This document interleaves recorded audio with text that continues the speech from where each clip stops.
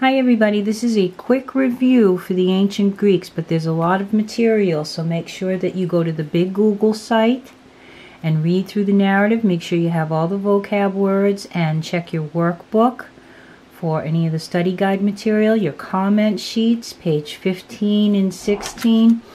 This is just going to go over a few things in case you missed something. I'll draw a couple of pictures, but we started with their accomplishments, and they were numerous.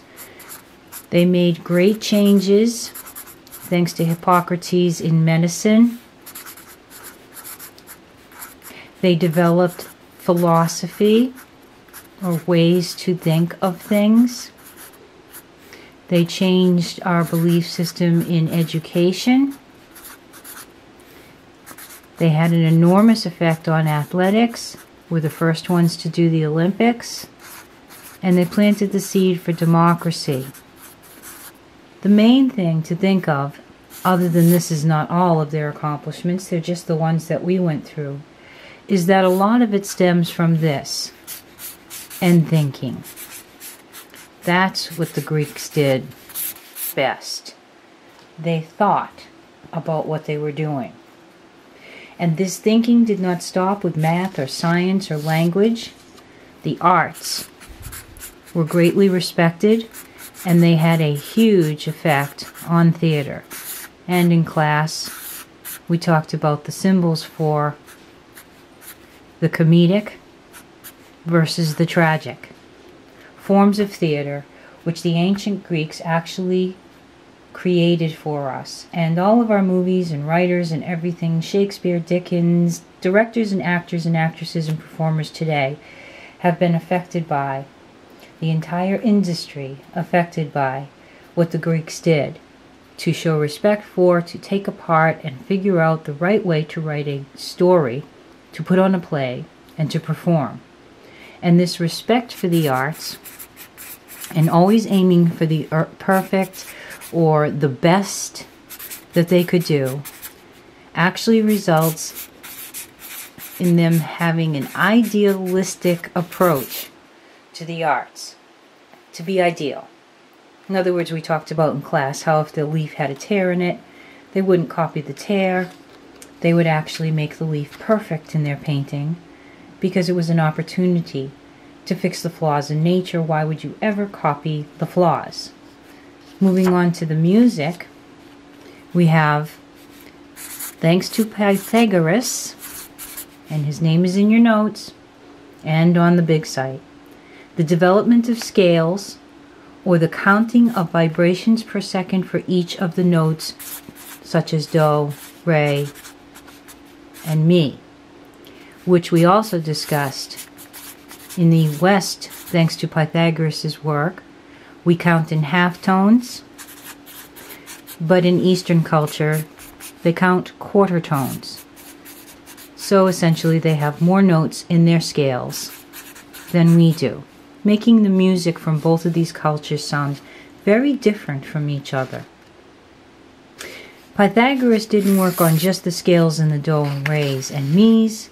He also found a way to get the instruments tuned so that they would sound good together. When they tried to play the same note, they'd actually be on the same note. And he did all of this by extracting the math. That's what Pythagoras did. He didn't invent it. He found it in the music, drew it out, and created all these systems so that our music sounds the way it does today and is exact mathematically. And when we talk about exact, we also discussed in class that vibrations per second are the same thing as frequency. How frequently does something go back and forth? The sound waves, the vibration, the string. It's also expressed in the scientific world as a hertz, and in a mathematical formula, you use the abbreviation Hz. We then went on, and in case you didn't get the picture from the board, maybe you can put this on pause and get it now, to the word resonate. Because, and here's my not so well drawn guitar again.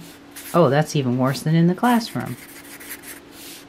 With my one string, when I put in the energy from my arm, causing a friction on the string, it begins to vibrate. And sound waves, or air pushing air, begin to go out all sides of the strings. And when they hit the instrument, the sides go into the hole, and the whole instrument begins to vibrate at the same number of sound waves or hertz or frequency. This allows for amplification, or to increase the decibel, the measurement of volume. If you just have a rubber band going back and forth, it'll make the note. It won't sound very good because you don't have anything to resonate, such as a beautiful instrument that was made just to pick up the sound waves and to amplify them by increasing the decibels because there's greater distance and giving the warmness of the wood or the more extreme sound of a trumpet in metal. And then we talked about the fact that your ears, who receive this, humans can hear 20 to 20,000 hertz.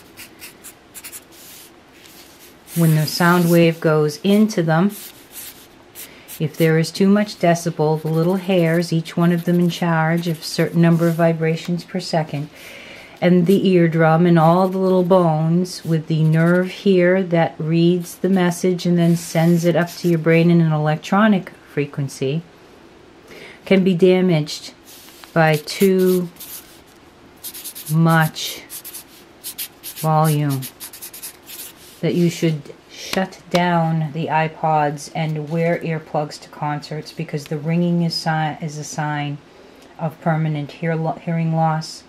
The pain is a sign of permanent hearing loss. And these can break, and with each one of them in charge of a certain number of hertz. Every time you do that, you're shrinking the amount that you can hear.